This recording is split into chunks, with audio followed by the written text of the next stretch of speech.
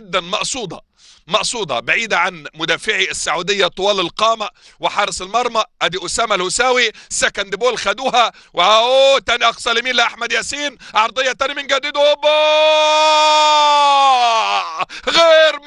غير معقول. كان هيجي اول جول بعد ضغط عراقي قوي وتحضير على اعلى مستوى. عند سعد يحيى، سعد عامل يوم عظيم النهارده، تاني من جديد، لا لا لا لا لا لا لا لا لا لا لا، فرصة ايه، روعة ايه، متعة ايه، علاء المهاوي الله عليه، برافو يا ياسر، برافو يا ياسر. لكن شوف السهولة، شوف البساطة، دفاع المنتخب السعودي، فين هجوم المنتخب السعودي، فين خط وسط المنتخب السعودي، الى درغام، جاستن ده بيرقص ويتراقص، هيعدي، هيفوت، هيبص له، هيشوط، مفيش توت. لكن جمهور العراق برضه مبسوط. الله يرقص ويخشى الضغط.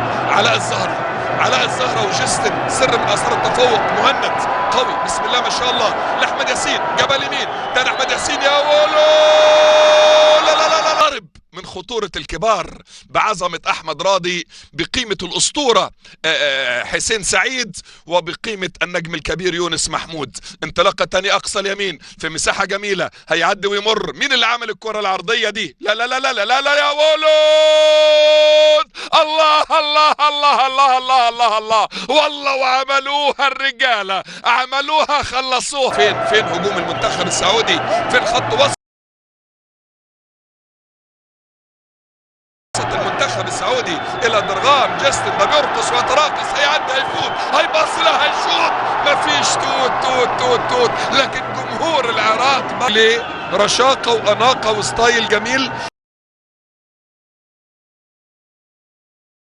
في نص الملعب. مهدي كامل، يا سلام يا مهدي، يا ولد، ولكن اسامة الهساوي في نص الملعب من تاني.